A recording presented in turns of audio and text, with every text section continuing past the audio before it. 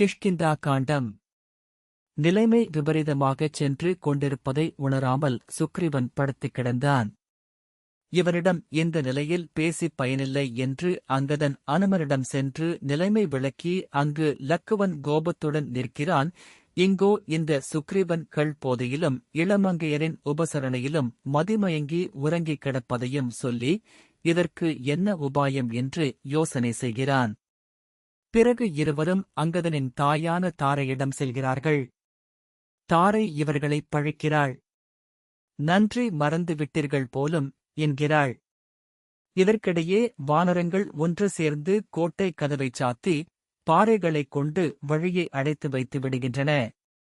வானரங்கள் கோட்டை வாயிலை அடைந்து மூடிவிட்டதைக் கண்ட லக்குவன் சினத்தால் எழுந்து முறுவல் முகத்தில் மலர, ஓகோ, என்னிடமிருந்து உங்களை பாதுகாத்துக் கொள்வதற்காக கதவை அடைத்து மூடினீர்களோ என்று எண்ணிக்கொண்டு தனது தாமரை பாதங்களால் அந்தக் கதவை ஓங்கி ஒரு உதைவிட்டான்.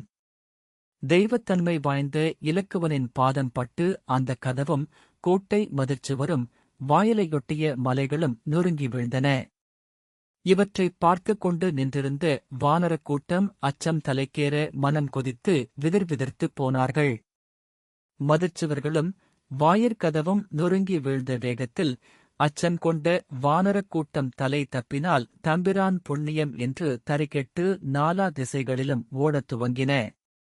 இப்படி வானரங்கள் அனைத்துமே கிஷ்கிந்தையை விட்டு ஓடிவிட்டமையால் அந்த இடம் நட்சத்திரங்கள் நீங்கிய வானத்தைப் போல வெறுமையாகக் காட்சியளித்தது. கிஷ்கிந்தைக்குள் நுழைந்த லக்குவன் நகரத்தின் வீதிகள் வழியாக கையில் வில் ஏந்தி வருகிறான். அங்கே மாளிகையில் அங்கதன் முதலானோர் தாரையிடம், இதோ லக்குவன் வந்துவிட்டான் என்று அச்சத்துடன் சொல்லி நடுங்கினார்கள். தாரை யோசித்தாள் என்ன செய்வது என்று.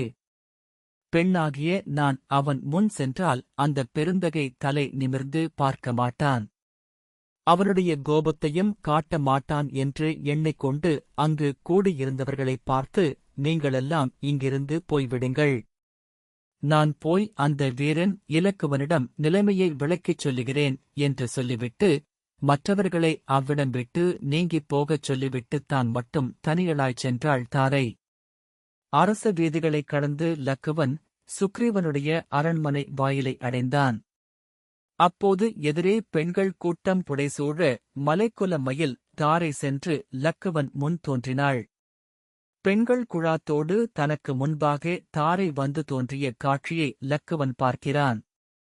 அவனது தாமரை வதனம் பெண்களைக் கண்டதும் ஏற்பட்ட நாணத்தால் சற்று தலை குனிந்தபடி வில்லைத் தரையில் ஊன்றி நின்ற காட்சி மாமியர் கூட்டத்தின் நடுவில் நிற்பவன் போல கூசிக்கொண்டு நின்றான் லக்குவன். அப்போது இலக்குவனைப் பார்த்துத் தாரை சொல்கிறாள், மைந்த, நாங்கள் எல்லையற்ற காலம் செய்த தவத்தின் பயனாக நீ எம் இல்லம் தேடி வந்திருக்கிறாய். நாங்கள் புனிதம் அடைந்தோம். யானை சேனை பரிவாரங்களுடன் வரவேண்டிய இளவரசனாகிய நீ தனித்து எம் இல்லம் வந்தது யாம் செய்த புண்ணியமே. இப்படிப் பேசியவளது முகத்தை லக்குவன் பார்க்கவில்லை. குரல் இனிமை கொண்டு பேசியவள் பெண் என புரிந்து கொண்டான். அவன் சினம் குறைந்து அவளது ஒளி இழந்த முகத்தை தன் தலை நிமிர்ந்து பார்த்தான். அங்கே அவன் எதிரில் கைம்மை கோலத்தில் தாரை நிற்பதைக் கண்டதும் அவனது தாய்மார்கள் நினைவு வந்துவிடுகிறது. ஆகா, என் தாய்மார்களும் இப்படித்தானே முகம் களையிழந்து கைம்மை கோலத்தில் இருப்பார்கள் என்று நினைக்கிறான். அங்கே எதிரே தாரை நின்ற கோலம் அவனைச் சிந்திக்க வைத்துவிட்டது. தாரை மங்கல அணிகள் எதையும் அணியவில்லை, நறுமணம் வீசும் தேன் சொட்டும் மலர் மாலைகள் எதையும் அவள் அணிந்திருக்கவில்லை, குங்குமமும் சந்தனக் குழம்பும் அவள் பூசியிருக்கவில்லை. மேலாடையால் உடலை பூரணமாக போர்த்தி மூடியபடி அடக்கத்தோடு வந்து நின்ற அந்த தாயைக் கண்ட லக்குவன் கண்கள் பனித்தன. என் அன்னை இருவரும் இப்படித்தானே கைம்மை கோலத்தில் மங்கல தோற்றம் எதுவுமின்றி களையிழந்து காட்சியளிப்பார்கள் என்று வருந்திய பிறகு தாரைக்கு பதில் கூறலானான். கார்காலம் முடிந்தவுடன் தன் சேனைகளையெல்லாம் ஒன்று திரட்டி அவர்களை நாலா திசைகளிலும் அனுப்பி சீதாதேவியை தேடித் தருவேன் என்று ராமபிரானுக்கு அளித்த வாக்கை அரக்கன் மைந்தன் மறந்தனன் போலும். தான் கொடுத்த வாக்கை நிறைவேற்ற சுக்ரீவன் என்ன செய்யப் போகிறான் என்பதை தெரிந்து கொண்டு வா என்று ராமபிரான் அனுப்ப நான் வந்திருக்கிறேன் என்றான். அதற்குத் தாரை சொல்லுகிறாள், ஐயனே, சிறியவன் தீமை செய்தால் சீற்றம் கொள்ள வேண்டாம். நற்குணங்கள் மிக்க நீ பொறுத்தருள்வாயாக. சுக்ரீவன் நீங்கள் செய்த உதவியையும் மறக்கவில்லை, தான் கொடுத்த வாக்கையும் மறக்கவில்லை. பல இடங்களுக்கும் தூதரை அனுப்பி படைகளை எதிர்பார்த்துக் கொண்டிருப்பதால் தாமதம் ஏற்பட்டுவிட்டது. நீங்கள் செய்திருக்கிற உதவிக்கு பிரதி உபகாரம் கூட செய்ய முடியுமா என்ன என்றாள். செம்மை சேர் உள்ளத்துக்கு உரியவர்களே, நீங்கள் செய்திருக்கக்கூடிய உதவி மறக்கக்கூடிய ஒன்றா?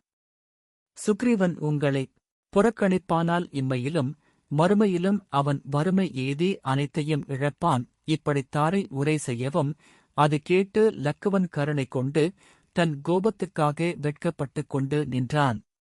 இந்த நேரத்துக்காக காத்திருந்தவனைப் போல அனுமன் அங்கே வந்து சேர்ந்தான். அனுமனைக் கண்டதும் கோபம் எழுந்த போதும் லக்குவன் கோபத்தைக் காட்டாமல் கேட்கிறான், கற்றுணர்ந்த மகா பண்டிதனாகிய நீயும் கூடவா சொன்ன உறுதிமொழிகளை மறந்தாய்? அது கேட்ட சொல்லில் வல்லானான அனுமன் கூறுகிறான், எந்தை போன்றவரே, நான் சொல்வதை சற்று கேளுங்கள்.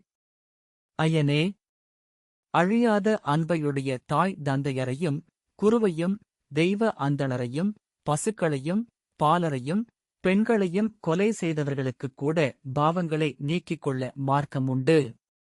ஆனால் மறக்க முடியாத நன்றியறுதலை மறந்தவர்க்கு மார்க்கம் உண்டோ?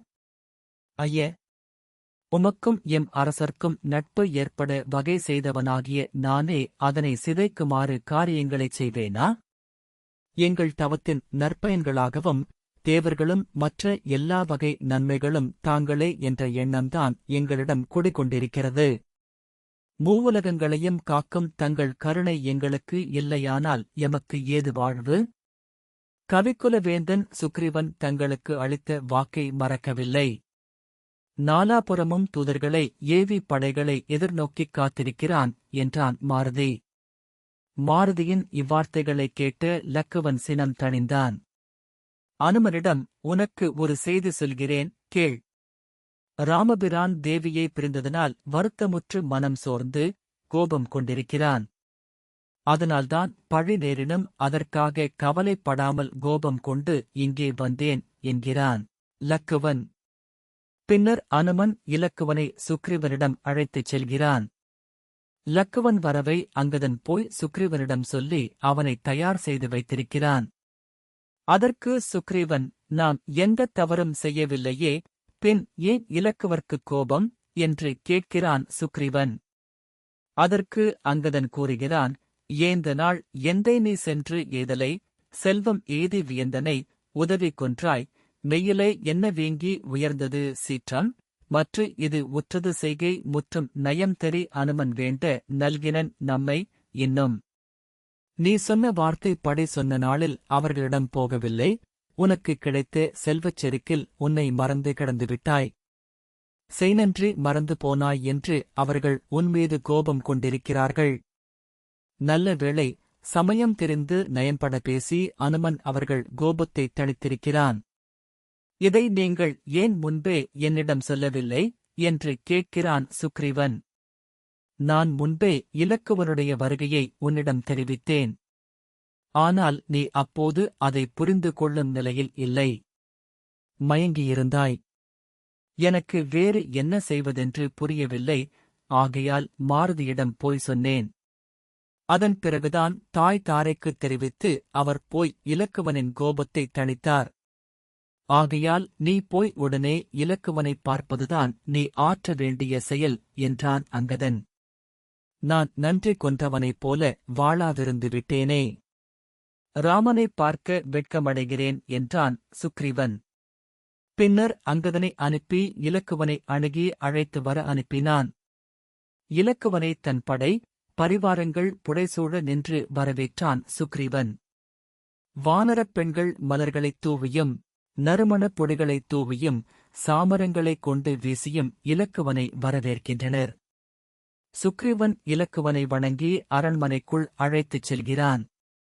அங்கே ஓர் அரியணையில் அமருமாறு இலக்குவனை சுக்ரீவன் வேண்ட, அவன் மறுத்துவிடுகிறான். கல்மனம் படைத்த கைகேயி ராமனுக்கு ராஜ்யம் இல்லை என்றதும், மணிமுடி துறந்து எம்பிரான் புல் அணை வைக, நான் மட்டும் பூ போன்ற மெல்லணை மேல் அமர்வதோ என்றான் லக்குவன். இதைக் கேட்ட சுக்ரீவன் திகைத்துப் போய் நின்றான், விம்மினான், கண்களில் நீர் ஆராய் பெருக நின்றான். லக்குவன் கல் தரையில் அமர்ந்தான். சுக்ரீவன் இலக்குவனை நீராடி உணவு உண்ண அழைத்த போதும் இளவல் மறுத்தான்.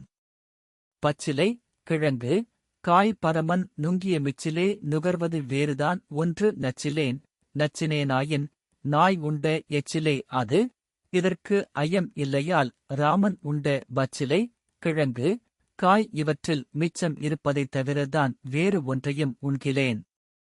அப்படி நான் விரும்பினேனானால், அது நாய் உண்ட எச்சிலாகத்தான் இருக்கும் என்று உறுதிபட கூறினான் லக்குவன். இலக்குவனின் இந்த பதிலைக் கேட்டு சுக்ரீவன் விரைந்து எழுந்தான். கண்களில் நீர் பொங்கிக் கொண்டு வந்தது. செல்வமும் வாழ்க்கையும் அவனுக்கு வெறுப்பு ஏற்பட்டது. மனம் மிகவும் வருத்தம் கொண்டு உடனே ராமபிரானிடம் செல்லக் கருதி அனுமனை அழைத்துக் கூறுகிறான், நிறுவலோய், முன்பு நாம் இட்ட கட்டளையின்படி வானர சேனையை திரட்ட சென்றிருக்கிற தூதர்களோடு இனி வரும் வானர சேனையையும் நீ உன்னோடு அழைத்துக் கொண்டு வந்து இந்த இடத்திலேயே இரு என்று சொல்லிவிட்டு ராமன் இருக்குமிடம் சென்றான். அவனோடு அங்கதனும் உடன் செல்கிறான். வானரப் படைகள் பின்தங்கிப் போயின. சுக்ரீவன் மனதில் ராமனைக் காண வேண்டுமென்ற ஆவல் அவனை முன்னே இழுத்துக் கொண்டு செல்கிறது. ராமன் இருக்கும் மலை நோக்கி மிக விரைவாகச் செல்கிறான். காட்டிலிருந்த ராமனைக் காண வந்த பரதனைப் போல இப்போது சுக்ரீவன் மிக வேகமாய் ஆர்வத்தோடு வந்தான். அங்கு ராமனிடம் சென்று அவனை சுக்ரீவன் வணங்குகிறான். சுக்ரீவனுடைய க்ஷேமலாபங்களை ராமன் விசாரிக்கிறான். குணம் எனும் குன்றேறி நின்றார் வெகுளி என்பதால் அவர் உள்ளத்தில் கருணை பொங்கி வந்தது. ராமன் சுக்ரீவனை தன் அருகில் உட்கார வைத்து நலம் விசாரித்தார். நின் அருள் பெற்ற எனக்கு என்ன குறை என்று சுக்ரீவன் பதில் சொல்லுகிறான். அனுமன் எங்கே என்று ராமன் வினவினான். படை திரட்டச் சென்ற தூதுவர்களை விரைவுபடுத்தி படைகளோடு அவன் வந்து சேருவான் என்கிறான் சுக்ரீவன். நீயும் போய் உடன் இருந்து பெரும் படையை திரட்டிக் கொண்டு வா என்று ராமன் அவனுக்கு விடை கொடுத்து அனுப்புகிறான். அங்கதனையும் அவனுடன் சென்று வருமாறு அனுப்பி வைக்கிறான். வானரப் படைகள் ஒன்று சேரத் தொடங்கின. பல்வேறு திசைகளிலிருந்தும் வானர வீரர்கள் வந்து குவிந்த வண்ணம் இருந்தனர். கண்ணுக்கெட்டிய தூரம் வரை ஒரே வானரங்களாக இருந்த அந்த பெரும் படையை லக்குவன் பார்வையிடுகிறான். அப்படி வந்து சேர்ந்த படைகளில் இருந்த பொறுக்கி எடுத்த தளபதிகளைப் பற்றிய விவரங்களை சற்று பார்க்கலாம். சதவலி எனும் வீரன் 1000 வலிமை கொண்ட படைத்தளபதிகளோடும் 10,000 கோடி வானரப் படைகளுடன் வந்து சேர்ந்தான். சுசேடனன் என்பவன் மேரு மலையை பிடுங்கி எடுக்கக்கூடிய வலிமையுள்ள 10,00,000 கோடி குரங்கு படையுடனும், சுக்ரீவனுடைய மாமனாராகிய தாரன் அதாவது ரிமையின் தந்தை 6,800 கோடி வானர படையுடனும், அனுமனின் தந்தையும் அஞ்சனையின் கணவனுமான கேசரி என்பான் 50,100,000 கோடி பெரிய படையுடனும், சுவாட்சன் என்பவன் 2,000 கோடி படையுடனும், வராகம் போன்ற கரடி இனத் தலைவனான தூமிரன் 2,000 கோடி கரடிப்படையுடனும், பெரிய மலையைப் போன்ற உருவம் கொண்ட பனசன் என்பவன் 12,000 கோடி படையுடனும், கொடிய கூற்றை ஒப்பும் வானர வீரனான நீலன் 15 கோடி நெடிய வானரப் படையுடனும், கவயன் எனும் வீரன் 30,000 கோடி குரக்கு சேனையுடனும், 6 கோடி குரங்கு சேனையுடன் தரிமுகன் என்பவனும், 1,600 கோடி பெரிய படையுடன் சாம்பன் என்பவனும், பகுத்த 10,100,000 பத்தியின் 2 கோடி வெண்படையுடன் துன்முகன் என்பவனும், கோடி 100,000 எண்ணுள்ள படை கொண்டு துமிந்தன் என்பவனும், 100,00,000 கோடி படைகளுடன் மைந்தன் கஜகோமுகன் எனும் வீரனும், 9 கோடி படை வீரர்களுடன் குமுதன் என்ற படை தலைவனும், 5,000 கோடி சேனையுடன் அனுமனும், 100,000 கோடி சேனையுடன் நளன் என்பானும் கணக்கற்ற சேனை வெள்ளத்தோடு கும்பசங்கர் எனும் படைத்தளபதியும் இப்படி பற்பல வீரர்கள் தத்தம் படைகளுடனும் வந்து சுக்ரீவனை வணங்குகின்றனர். இப்படி நாலா திசைகளிலிருந்தும் வந்து குவிந்த சேனை வெள்ளத்தைக் காண வருமாறு ராமனே சுக்ரீவன் வேண்டுகிறான்.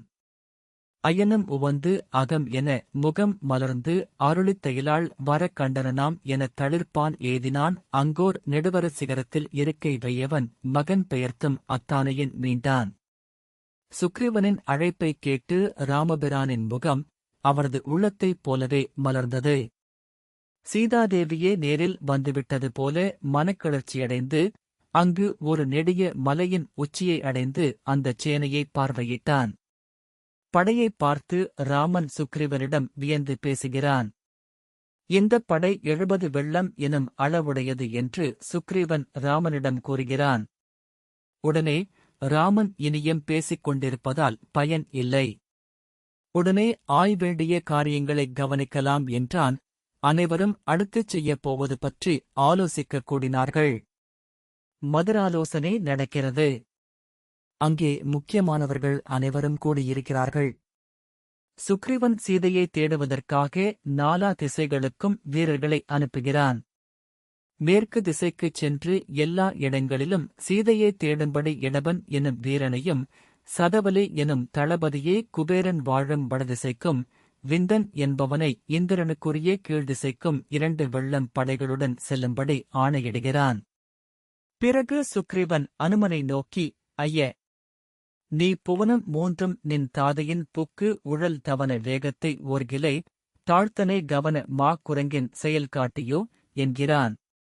அனுமனே, நீ உன் தந்தையாகிய வாயு பகவானைப் போல மூவுலகிலும் சஞ்சரிக்க வல்லவன். உன் ஆற்றலை வெளிக்காட்டுகின்ற சந்தர்ப்பம் இதோ வந்துவிட்டது. நீ போய் சீதா பிராட்டியை எங்கிருந்தாலும் தேடுக. பாதாளத்திலோ பூமியிலோ சுவர்க்க லோகத்திலோ எங்கிருந்தாலும் தேடிக் கொளர்க என்றான். இராவணன் தென் திசையில் இருக்கிறான். நீ அந்த தென் திசைக்குச் சென்று அரக்கர்களை வென்று புகழ் பெற வேண்டும். உன்னையன்றி வேறு யாரால் இந்தக் காரியத்தை செய்ய முடியும்? உனக்குத் துணையாக அங்கதனையும் ஜாம்பவானையும் அழைத்துச் செல். 2 வெள்ளம் வானரப் படைகளையும் உன்னுடன் அழைத்துச் செல்.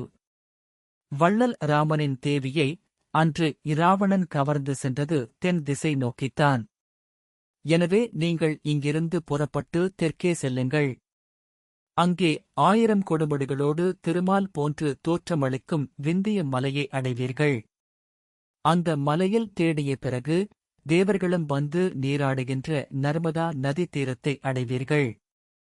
பிறகு அங்கிருந்து சென்று ஹேமகூட பர்வதத்தைச் சென்றடைவீர்கள்.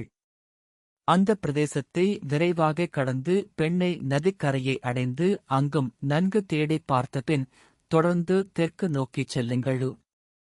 பிறகு ஆத்தி, அகில், சந்தன மரங்கள் நிறந்த விதர்ப்ப தேசத்தை அடைந்து அங்கிருந்து தண்டகவனத்தைச் சென்றடைவீர்கள். அதன் பிறகு அகத்திய முனிவர் வாழ்ந்து முண்டகத்துறையை அடைவீர்கள். தண்டகாரண்யத்தில் இருக்கிறது இந்த இடம். அங்கு செல்லுங்கள். அந்த முண்டகத்துறை மரங்கள் எல்லாம் இனிய கனிகளை எக்காலத்திலும் தரவல்லவை. அவ்விடத்தையும் கடந்து சென்றால் தொடுவானத்தருகே செவ்வானத்தில் பயணிக்கும் கதிரவனும் தங்கிச் செல்ல விரும்புகின்ற பருப்பதம் எனப்படும் பாண்டு மலையை அடைவீர்கள். அங்கிருந்து மேலும் தெற்கே சென்றால் ஓர் புனிதமான ஆறு, அதன் பெயர் கோதாவரி என்பது, அந்த நதி தீரத்தைச் சென்றடைவீர்கள். பிரம்மாண்டமான அந்த ஆற்றைக் கடந்து அப்புறம் சென்றால் சுவனை எனும் நதி வரும். அதற்கும் அப்பால் சந்திரகாந்த மலையும் பின் பற்பல நாடுகளும் குறுக்கிடும். அவற்றையெல்லாம் கடந்து சென்றால் ஆதிசேஷன் பறவைகளுக்கு அஞ்சி மறைந்து வாழும் கொங்கணமும் குலிந்த தேசத்தையும் அடைவீர்கள். இவற்றையெல்லாம் தாண்டி வறண்ட மலை பிரதேசங்களையெல்லாம் கடந்து சென்றால் திருவேங்கடமலை வந்து சேரும். அங்கு இருவினைகளையும் தீர்க்கும் மகாத்மாக்கள் வாழ்கின்றனர். அவர்களை எங்கிருந்தும் தொழுது கொள்ளலாம். அந்த மலையை அடைந்தவுடனே உங்கள் பாவமெல்லாம் நீங்கி முக்தியடைவீர்கள். இந்த இடங்களையெல்லாம் கடந்து சென்ற பிறகு தொண்டை நாடு வரும். அங்கிருந்து தொடர்ந்து பயணித்தால் பொன்னி நதி பாயும் காவிரி வளநாட்டைச் சென்று அடைவீர்கள். அங்கிருந்து மேலும் பயணம் செய்து மலைநாட்டை அடையுங்கள். அங்கெல்லாம் பிராட்டியைத் தேடிய பிறகு தென் தமிழ் நாடாம் பாண்டிய நாட்டை அடையுங்கள். பாண்டிய நாட்டின்கண் உள்ள புதிய மலையைச் சென்றடைவீராயின் அங்கே அகத்திய முனிவரின் தமிழ்ச் சங்கத்தைக் காண்பீர்கள். அந்த மலையை வலங்கொண்டு சென்றால் பொன் தெளிந்த புனல் பெருகும் பொருணை எனும் திருநதியைக் காண்பீர்கள். அங்கு யானைகள் நிறைந்த மயந்திரம் எனும் பெரிய மலையையும் அதன் அண்மையில் கடலும் காண்பீர்கள். இப்படி எல்லா இடங்களிலும் தேடிய பிறகு 1 மாத காலத்துக்குள் இங்கு வந்து சேர வேண்டும். தாமதமின்றி விடைபெற்றுக் கொண்டு புறப்படுங்கள் எனக் கூறினான் சுக்ரீவன். அப்போது ராமபிரான் அனுமனை அன்போடு நோக்கி, நீதி வல்லவனே, நீ சீதையைக் காண்பாயானால் அவள்தான் சீதை எனத் தெளிவதற்காக அவளது அங்க அடையாளங்கள் சிலவற்றை உனக்குச் சொல்லுகிறேன். கேட்பாயாக என்று அனுமனைத் தனியே அழைத்துச் சென்று கூறலானான். ராமபிரான் அனுமனிடம் கூறுகிறார், ஐய! சீதையின் மெல்லிய கால்களின் விரல்கள் பார்க்கடலிற் பிறந்த சிறந்த பவளங்கள் போன்றவை. செம்பஞ்சுக் குழம்பில் தோய்த்து அவற்றின் மேற்புறத்தில் சந்திரர்களைப் பதித்தது போல அமைந்திருக்கும். தாமரை மலரோ பிற பொருட்களோ அவள் பாதங்களுக்கு இணையாக மாட்டா. இப்படி பாதாதி கேசம் சீதையின் அங்கங்களை வர்ணித்து அனுமனிடம் சொல்லுகிறான். ராமன் அனுமனிடம் மேலும் முன்பு நடந்த சில நிகழ்ச்சிகளை நினைவூட்டி சீதையிடம் கூறும்படி சொல்லி அனுப்புகிறான். முன்பு ராமன் மிதிலைக்குச் சென்றபோது மாடத்தில் நின்று கொண்டிருந்த சீதையைக் கண்டதும் அப்போது ஒருவரை ஒருவர் கண்ணோடு கண் நோக்கிய செய்தியைக் கூறுகிறான். அரசவையில் ராமன் சிவதனுசை முறித்துவிட்டான் என்ற செய்தி அறிந்ததும் தான் கன்னி மாடத்தில் நின்று கொண்டு கைவில் ஏந்தி முனிவரோடு வந்தவன்தான் முறித்திருக்க வேண்டும், இல்லையேல் என் உயிரை விடுவேன் என்று சீதை நினைத்த செய்தியை அவளுக்கு உரைப்பாயாக என்றும் கூறுகிறான். ஜனகன் சபா மண்டபத்தில் சீதை வந்தபோது மின்னல் கொடி போன்றவளைப் பார்த்ததை சீதையிடம் உரைப்பாயாக என்றான். நான் காட்டுக்குப் புறப்பட்டபோது தானும் உடன் வருவதாகக் கூறியபோது, இதுகாரும் என் சுகங்களில் பங்கு கொண்ட நீ இனி துன்பம் தருபவளாக ஆய் நினைத்தாயோ என்று நான் கூறியதை அவளிடம் நினைவுபடுத்து என்கிறான். அதற்கு சீதா பிராட்டி என்னைத் தவிர மற்ற யாவும் இன்பம் தருபவையோ என்று சினந்து கூறியதையும் நினைவுபடுத்துவாயாக. சீதையோடும் தான் கானகம் புறப்பட்டபோது அயோத்தி நகரக் கோட்டையைத் தாண்டும் போதே கானகம் வந்துவிட்டதோ எனக் கேட்ட அவளது பேதமையைச் சுட்டிக் காட்டுவாயாக. ராமன் இவ்விதமாக பல நிகழ்ச்சிகளைக் கூறி இவற்றை சீதையிடம் கூறும்படி சொல்லி தன் கணையாழியை சீதையிடம் அடையாளமாக காட்டும்படியும் கேட்டுக்கொண்டான். பிறகு அனுமன் அங்கதன், ஜாம்பவான் மற்றும் பெரிய படைகளுடன் தென்திசை நோக்கிப் புறப்பட்டுச் சென்றான். நார்திசைகளுக்கும் சீதையைத் தேடிச் சென்ற வீரர்கள் 1 மாத காலத்துக்குள் திரும்ப வேண்டுமென்று ஆணையிட்டு அனுப்பி வைக்கிறான். இனி தென்திசை நோக்கிச் சென்ற அனுமன் முதலான வீரர்களைத் தொடர்ந்து நாமும் நடப்பதைக் காண்போம். அனுமனோடு அங்கதன் முதலான வீரர்கள் தென் திசைக்குச் சென்றார்கள் அல்லவா? அவர்கள் அனைவரும் விந்திய மலையை அடைகிறார்கள். அங்கெல்லாம் தேவியைத் தேடி அலைந்தார்கள். அங்கிருந்து நர்மதை ஆற்றைக் கடந்து அங்கெல்லாம் பிராட்டியைத் தேடி அலைகிறார்கள். பின்னர் நர்மதை ஆற்றைக் கடந்து ஹேமகூட மலையைச் சென்றடைகின்றனர். இந்த மலையின் அமைப்பையும் சூழலையும் கண்டு வானரர்கள் இது இராவணனின் இருப்பிடமாக இருக்கலாமென்று எண்ணுகிறார்கள். அவர்கள் அந்த மலையின் மீதேறி பிராட்டியைத் தேடுகையில் அங்கிருந்த யானைகளும் யாளிகளும் அகன்று ஓடின. சிங்கங்கள் அஞ்சி ஓடத் தொடங்கின. மலை முழுவதும் வானரர்கள் சுற்றித் திரிந்து தேடினார்கள். அங்கும் சீதையைக் காணாமல் அனுமன் முதலானோர் ஒரு கொடிய பாலைவனப் பகுதியை அடைகின்றனர். அங்கு எந்த பிராணிகளோ தாவரங்களோ காணப்படவில்லை. கற்களும் பொடியாகி மண்ணோடு கலந்திருந்தன. வெயிலின் கடுமை தாங்காது வானரர்கள் புழு போலத் துடித்தனர். நீர் வேட்கை மிகுந்து நாவரண்டு போய் தவித்தனர். கால்கள் கொப்பளித்தன. அனல் கல்லில் பொரித்தெழும் பொறி போலத் துள்ளினர். அந்தப் பாலை நிலத்தினின்றும் தப்பி வெளியேற முடியுமோ என தவித்தபோது அங்கே ஒரு பிலத்தைக் கண்டனர். அனைவரும் அந்த பிலத்துக்குள் சென்று தேடினர். அந்த பிலத்துக்குள் ஒரு நகரம் இருந்தது. அந்த நகரத்தில் தவம் புரிந்து கொண்டிருந்த சுயம்பிரபை மோட்சமடைந்து வானுலகம் செல்ல அனுமன் உதவி புரிந்துவிட்டு அனைவரும் அந்த குகைக்குள்ளிருந்து வெளியேறினர்.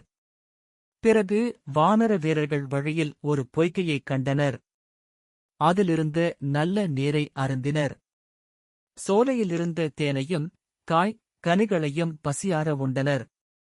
பொய்கைக் கரையில் படுத்து இனிய நித்திரை கொண்டனர். அப்போது அங்கு நற்குணம் அற்றதோர் அசுரன் வந்து சேர்ந்தான். அவன் பெயர் துமிரன்.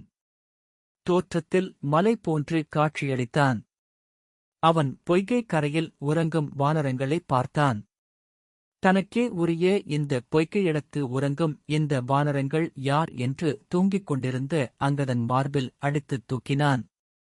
தூக்கம் கலைந்து எழுந்த அங்கதன் தன்னை பிடித்து தூக்கிய அவனனைப் பார்த்தான். இவன்தான் இராவணனோ என்று எண்ணி அவனை ஓங்கி அறைந்தான். அந்த அரக்கன் அடி தாங்காமல் பிணமாகி கீழே விழுந்தான்.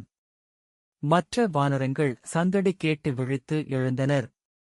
அனுமன் கேட்கிறான் அங்கதனைப் பார்த்து, யாரப்பா இவன் என்று. அதற்கு அங்கதன் தெரியவில்லை என்கிறான். அப்போது ஜாம்பவான் அந்த அசுரனின் வரலாற்றைக் கூறுகிறான். இவனை எனக்குத் தெரியும். இவன் பெயர் துமிரன் என்பது. இந்த பொய்க்கை தனக்கு உடைமை என்று எண்ணியிருந்தான் என்றான். இவனைப் போல வேறு யாரும் இருக்கிறார்களா என்று வானர வீரர்கள் கேட்டனர். பிறகு அனைவரும் பிராட்டியைத் தேடிக்கொண்டு பெண்ணை நதிக்கரையை அடைந்தனர். அந்த நதி போக்குவதற்கரிய கொடிய பிறவி பிணியை நீக்கி நற்கதி அளிக்க வல்லது. உத்தரபினாகினி என்னும் பெயரையும் உடையது. அந்த நதிக்கரையில் தங்கி இளைப்பாறிய பிறகு ஆற்றைக் கடந்து சென்று ஒரு பெரும் காட்டை அடைகின்றனர். தொடர்ந்து பற்பல மலைகள், காடுகள் இவற்றைக் கடந்து சென்றனர். அடுத்து இவர்கள் சென்றடைந்த இடம் விதர்ப்ப நாடு. அந்த நாட்டிற்குள் அந்தண சிறுவர்கள் வடிவம் தாங்கி சீதையைத் தேடி அலைந்தனர். பிறகு அங்கிருந்து நீங்கி தண்டகம் எனுமிடத்தை அடைந்தனர். பிறகு முண்டகம் எனும் பிரதேசத்திலும் தேடினர். அங்கிருந்து பாண்டமலை எனும் வெண்ணிறம் கொண்ட மலைப்பகுதியை அடைகின்றனர். எங்கு தேடியும் தேவியைக் காண முடியவில்லை என்று வருந்தினர். பிறகு நெடுந்தூரம் பயணம் செய்து இராவணன் அபகரித்துச் செல்லும்போது விரிந்து கிடந்த சீதா பிராட்டியின் கூந்தலினின்றும் நழுவி வந்து பூமியை அடைந்தது போன்று கிடந்த கோதாவரி எனும் நதியை அடைந்தனர். இந்த சிறப்பு மிக்க ஆற்றைக் கடந்து பிறகு சோனை நதியையும் அடைகின்றனர். அங்கிருந்து குலிந்த நாடு எனப்படும் மேலை கடற்கரை நாட்டைக் கடந்து கொங்கண பிரதேசத்தின் அருந்ததி மலையை அடைந்தனர். அந்த மலையைக் கடந்த பிறகு திருவேங்கட மலையை வலம் வந்து அதனைக் கடந்த பின் தொண்டை வளநாட்டை அடைகின்றனர். இங்கிருந்து பயணப்பட்டு பொன்னி நதி பாயும் சோழ நாட்டையும் தாண்டி பாண்டிய நாட்டைச் சென்றடைகின்றனர்.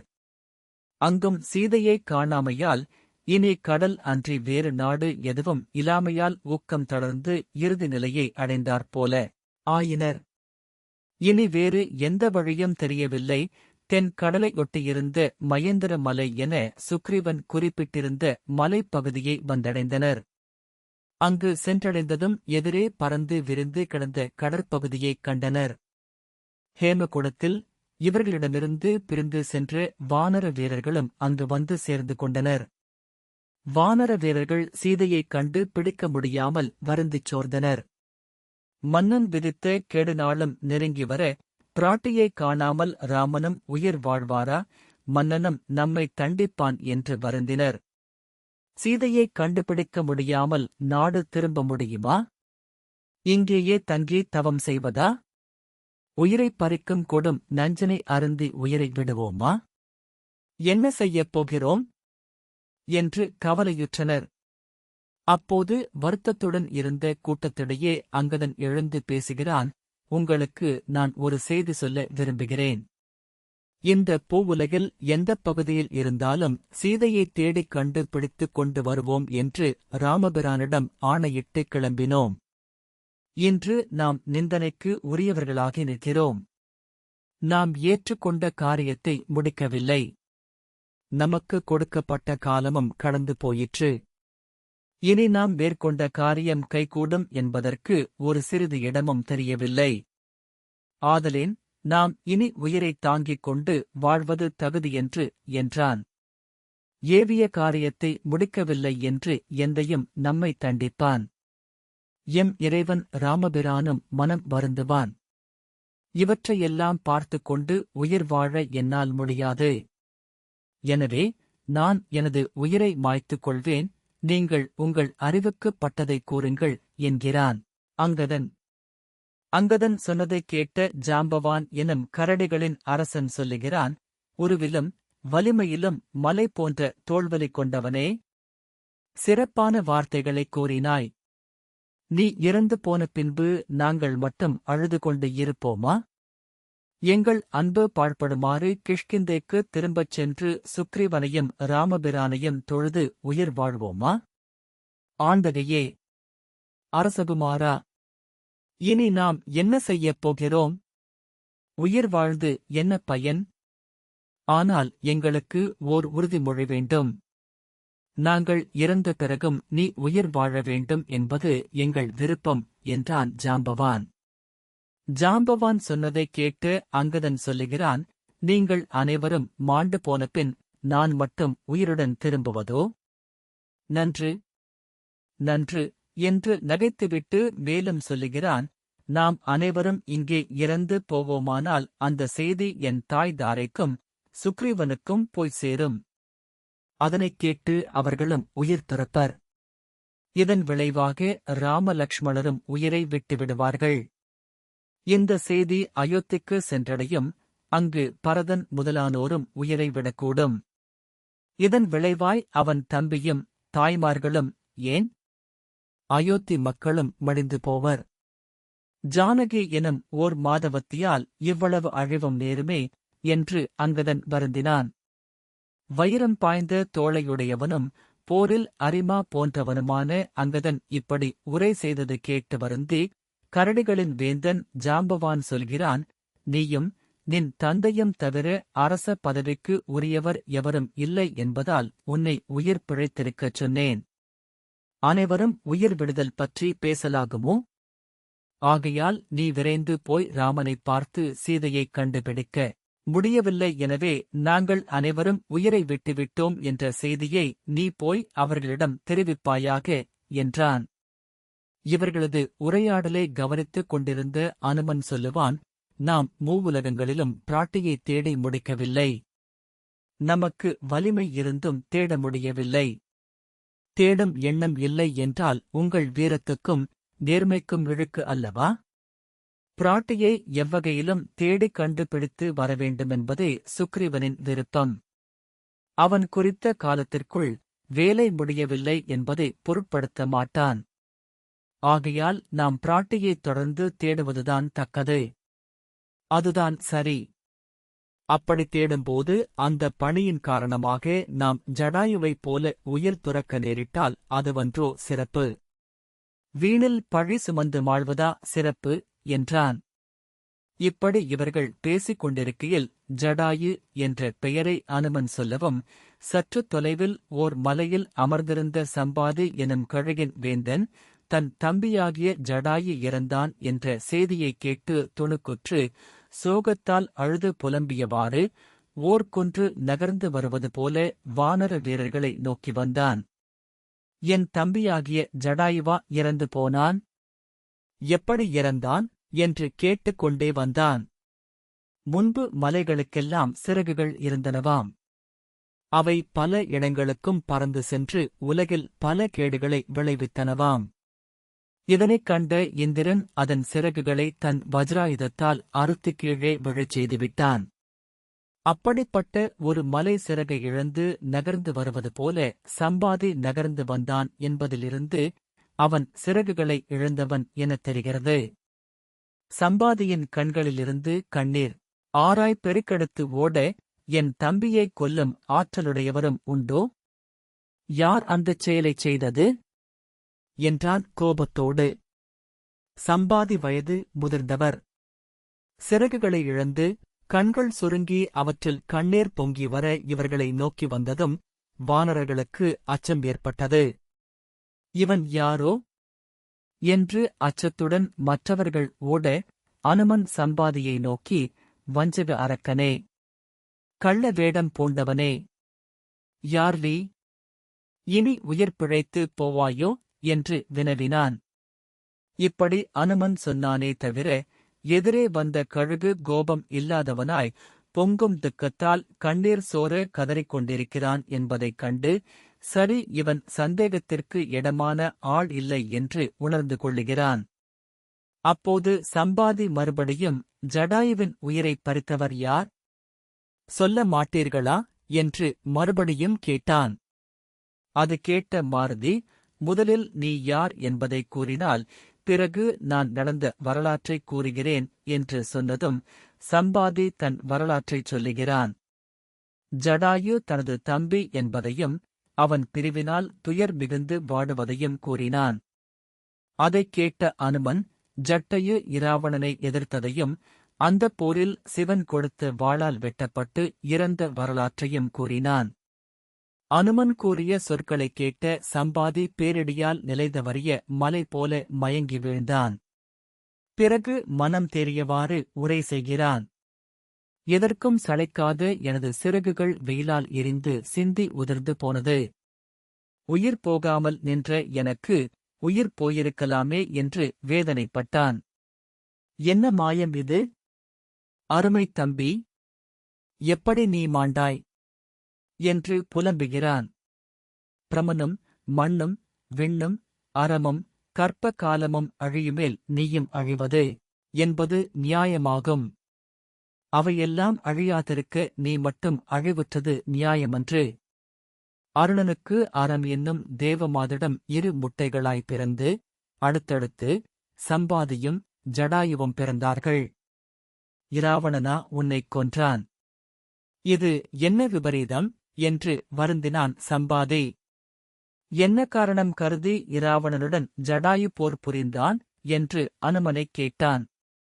எம் கோமான் ராமபிரானுடைய மனைவி சீதா பிராட்டியை கொடும் வஞ்சனையாளன் மாயையால் கவர்ந்து செல்லும்போது நீதிமானான ஜடாயு இராவணனின் தேரையும் அழித்து தோளையும் கிழித்து அவனை தோற்கடிக்க கோபம் கொண்ட இராவணன் சிவன் கொடுத்த வாளால் அவன் சிறகுகளை வெட்டினான். அதனால் ஜடாயு இறந்து போனான் என்றான் அனுமன். இராவணனுக்கும் ஜடாயுவுக்கும் யுத்தம் நடைபெற்ற போது இராவணன் ஜடாயுவிடம் உனது உயிர்நிலை எங்கிருக்கிறது என்று வினவ அதற்கு பொய் சொல்லத் தெரியாத மெய்மையோன் ஜடாயு தனது சிறகில் உயிர்நிலை இருப்பதாக உண்மையைக் கூறினான். ஆனால் அதே கேள்வியை ஜடாயு இராவணனிடம் கேட்டதற்கு அவன் தன் உயிர்நிலை தன் கால் கட்டைவிரலில் இருப்பதாக பொய்யுரைத்தான் என்றும் ஒரு கதை உண்டு. மேலும் திருஞான சம்பந்தரின் புள்ளிருக்கும் வேளூர் தேவாரத்தில் இராவணனைப் பற்றி குறிப்பிடும்போது மெய்ச்சொல்லா இராவணனை என்று குறிப்பிடுவதையும் நாம் கவனிக்க வேண்டும். அந்த தேவாரப் பாடல் இதோ: கள்ளார்ந்த பூங்கொன்ற மதமத்தன் கதிர்மதியம் உள்ளார்ந்த சடைமுடியம் பெருமானார் உறையுமிடம் தள்ளாய சம்பாதி சடா என்பார் தாமிருவர் புல்லானார் கரையனிடம் புள்ளிருக்கு வேளூரே.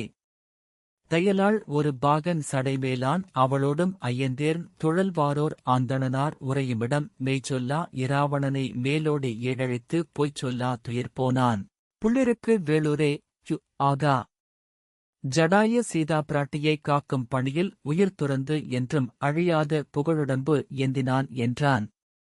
பிறகு சம்பாதி வானர வீரர்களை பாராட்டுகிறான். அவர்களனைவரையும் ராம எனும் நாமத்தைத் தொடர்ந்து உச்சரிக்கச் சொல்லுகிறான். அதன்படியே அவர்கள் அனைவரும் ஒன்றாக ராம நாமத்தை உச்சரிக்கவும் சம்பாதியின் சிறகுகள் முளைத்து வளரத் தொடங்குகிறது. சிறகுகள் வரப்பெற்ற சம்பாதி வலிமை படைத்தவனாக எழுந்து நிற்கிறான். அனைவரும் ராமபிரானின் திருவருளைப் போற்றிக் கொண்டாடினார்கள். வானர வீரர்கள் சம்பாதியின் முந்தைய வரலாற்றைக் கேட்க அவனும் சொல்லலானான். சம்பாதி சொல்லுகிறான்: நண்பர்களே, சம்பாதி, ஜடாயு எனும் சகோதரர்களாகிய நாங்கள் கழுகுகளின் அரசர்கள்.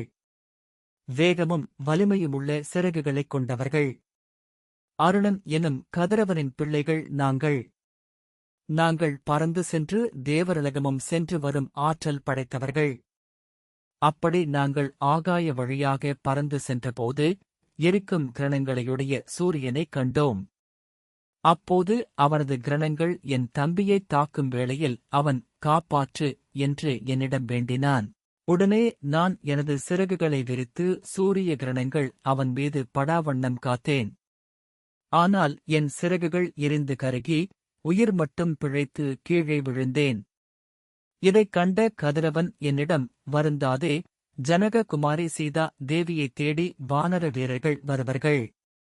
அவர்களை ராமபிரான் திருப்பெயரை உச்சரிக்கச் செய்து சிறகு முளைத்து மீண்டும் எழுவாயாக என்று அருளினான். சிறந்த வீரர்களே, இதுதான் எனது வரலாறு என்றான். சம்பாதி இப்படிக் கூறியதும் அனைவரும் ராமபிரானை துதித்து, சம்பாதியிடம், தந்தையே, அந்தப் புன் தொழில் அரக்கன் சீதா பிராட்டியை தென் திசை நோக்கிக் கொண்டு சென்றான் என்று அறிந்து இவ்வழியாக தேடி வந்துள்ளோம் என்றனர். நன்று. நீவர் வருந்த வேண்டாம். இது விஷயமாக நான் அறிந்த செய்தியை உங்களுக்குக் கூறுகிறேன். அந்தப் பாதக அரக்கன் சீதா பிராட்டியை கவர்ந்து செல்வதை நான் பார்த்தேன். அவன் அவளைத் தூக்கிக் கொண்டு இலங்கை சென்று அடைந்தான். மனம் வருந்தி துன்பத்தில் ஆழ்ந்த அன்னையை அங்கே சிறை வைத்துவிட்டான். அன்னை இப்பொழுது அங்கேதான் இருக்கிறார்கள், நீங்கள் உடனே அங்கு சென்று காண்பீராக என்றான். யோசனை 700 உண்டால் ஒலிகடல் இலங்கை, அவ்வூர் பாசவன் கரத்துக் கூற்றும் கட்புலன் பரப்ப அஞ்சும், நீசன் அவ்வரக்கன் சீற்றம் நெருப்புக்கு நெருப்பு, நீங்கள் ஏசரும் குணத்தீர் சேரல் எப்பரசு ஏவது என்றான். நீங்கள் எல்லோரும் அங்கே போவது என்பது எளியதன்று. அப்படி உங்களில் எவரேனும் ஒருவர் அங்கே செல்ல முடியுமானால் சென்று தேவியைக் கண்டு ராமபிரான் கூறியவைகளை அவரிடம் சொல்லி அவர் துயரை நீக்கி தெளிவுறச் செய்து மீண்டு வருவீராக என்றான் சம்பாதி. அப்படி உங்களில் ஒருவன் அங்கே போக முடியாவிட்டால் திரும்பிப் போய் ராமபிரானிடம் பிராட்டி, இலங்கையில் இருக்கும் செய்தியைச் சொல்லுங்கள் என்றான். இப்படிச் சொல்லிவிட்டு சம்பாதி வானத்தில் எழும்பி பறந்து சென்றான். அவன் சென்ற பிறகு வானரர்கள், கழுகரசன் பொய் சொல்ல மாட்டான் என்றார்கள். கடலைத் தாண்டி இலங்கைக்குச் சென்று அன்னையைத் தேடிக் கண்டுபிடித்தால் மட்டுமே நாம் உயிர் பிழைக்க முடியும் என்றும் கூறினர். இங்கே கடல் கடந்து இலங்கை செல்லும் வலிமையுடையார் நம்மிடையே யாவர் உளர் என்று கேட்டு ஒவ்வொருவரும் தத்தம் நிலைமையை கூறுகின்றனர். நீலன் முதலான பல வீரர்கள் தங்களால் கடலினைக் கடந்து செல்வது இயலாது என்று கூறினர். வாலியின் மகனான அங்கதன் தன்னால் இந்தக் கடலினைக் கடந்து செல்ல முடியும், ஆனால் மீண்டு வந்து சேரும் வலிமை தனக்கு இல்லை என்று உரைத்தான். சாம்பன் எனும் ஜாம்பவான் தனது இயலாமை குறித்து வருந்திச் சொன்னான். பிறகு ஜாம்பவான் அங்கதனை நோக்கி, அரச குமாரா, நம்மில் யார் கடல் கடந்து செல்வது என்று ஆலோசனை செய்து கொண்டிருப்பது நமக்கு இழிவு அல்லவா?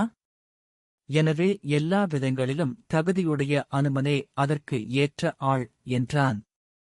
ஜாம்பவான் அனுமனை நோக்கி, மாருதி, பிரமதேவனே, மாண்டால் கூட சிரஞ்சீவியாக வாழக்கூடிய வாழ்நாள் உடையவரே, நுண்ணிய சாத்திரங்கள் பல கற்ற மகா பண்டிதன் நீர், ஒன்றை எடுத்துச் சொல்வதிலும் வல்லவர் நீர், காலனும் அஞ்சும் வலிமையுடையீர் நீர், கடமை தவறாத கர்ம வீரர் நீர், ஆலகால விஷத்தை உண்ட நீலகண்டனைப் போல போரிட்டு எதிரிகளை வதம் செய்யும் ஆற்றல் பெற்றவர் நீர், பஞ்சபூதங்களால் அழிவுறாதவர் நீர், பல்வகைப்பட்ட தெய்வத்தன்மை பொருந்திய படைக்கலன்களாலும் அழிக்க முடியாதவர் நீர், ஆராய்ந்து பார்க்கும்போது உமக்கு நிகர் நீரன்றி வேறொருவர் இலர். இந்தக் கடல் என்ன? இந்த அண்டங்களையே தாண்ட வல்ல ஆற்றல் படைத்தவர் நீர். நல்லவை மட்டுமல்ல, தீயவையும் ஆராய்ந்து பார்த்து குற்றம் நீக்கி உண்மையைச் சொல்ல வல்லவர் நீர். எது செய்யத்தக்க காரியம் எனத் துளிவுறும் ஆற்றல் படைத்தவர் நீர். அப்படித் துணிந்த பின் வெல்லவும் வல்லவர் நீர். சென்று வென்று மீளும் வல்லமை படைத்தவர் நீர். புயவலி என்றும் குறைவடையாதவர் நீர். மேரு மலையும் தோற்கும் வண்ணம் பேர் உரு கொண்டவர் நீர். மழையின் துளிகளுக்கிடையேயும் புகுந்து செல்லும் ஆற்றல் படைத்தவர் நீர். பெரு உருவைச் சின்னஞ்சிறு உருவமாக மாற்றிக்கொள்ளும் திறன் படைத்தவர் நீர். இந்த பூமியையே பெயர்த்து எடுக்கும் ஆற்றல் படைத்தவர் நீர். இவ்வளவு ஆற்றல் இருந்தும் குற்றம் புரியாதவர் நீர். மேலே சென்று அந்த சூரியனையே தொடவும் வல்லவர் நீர். புகை புகா வாயிலிலும் புகவல்லீர் நீர். தர்மம் கெடாமல் வாலியைப் போரில் வீழ்த்தி அருளிய அறிவில் சிறந்தவர் நீர். இந்திரன் தன் வனராயுதத்தை உம்மீது ஏவியும் அது உமது உடல் உரோமத்தைக் கூட இழக்கச் செய்யாமல் மீண்டு வந்தவர் நீர். மூவுலகங்களிலும் உள்ளவர்கள் உம்மை எதிர்த்து நின்ற போதிலும் வீழ்த்த முடியாத தோள் வலிமை கொண்டவர் நீர். உலகுக்கு இருளை நீக்கும் கதிரவனின் தேருக்கு முன்பாகவே சென்று வடமொழி நூல்கள் அனைத்தையும் கேட்டுத் தெரிந்து உணர்ந்தவர் நீர். நீதியில் நிலைப்பவர் நீர். வாய்மை உடையவர் நீர். பெண்ணாசை என்பதே என்னவென்றியாத பிரம்மச்சாரி நீர். வேதங்கள் அனைத்தையும் ஓதி உணர்ந்தவர் நீர். ஊழிக்காலத்தையும் கடந்தவர் நீர். பிரமதேவனே நீர்தான் என சொல்லத்தக்கவர் நீர். ராமனிடத்தில் அன்பு மிக்கவர் நீர். அதனால் செய்ய வேண்டிய செயலை நன்கு அறிந்தவர் நீர். அதன்படி காரியத்தை செய்து முடிக்க வல்லவர் நீர். மனம் சோர்வடையாதவர் நீர். என்றும் நிலையான செயல் புண்ணியம் ஒன்றுதான் என்பதை நன்கு உணர்ந்தவர் நீர். காலம் பொருந்தி வராமல் போனால் அடங்கவும் நேர்ந்தால் போரிட்டு வெல்லவும் வல்லீர் நீர். புத்தியால் ஆராய்ந்து செய்யத் தொடங்கிவிட்டால் முடிவே தீருபவர் நீர்.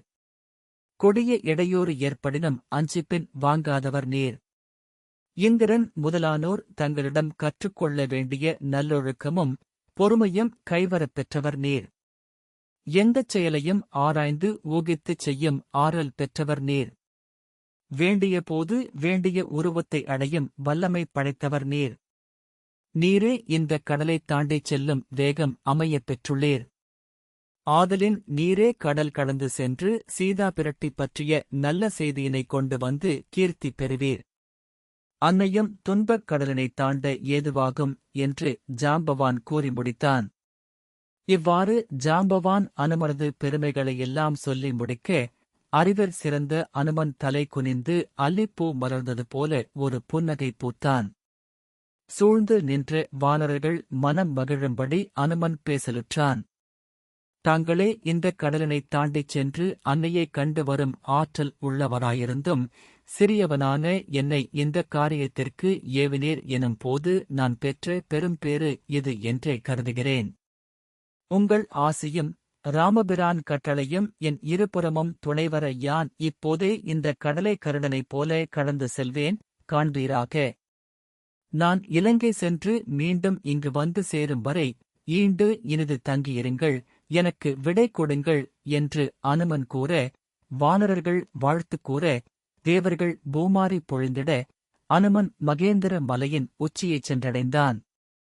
மூவுலகையும் ஈரடியால் அளந்து அந்த மாதவனின் பேருருவை எடுத்து உலகோர் வியக்க நின்றான்.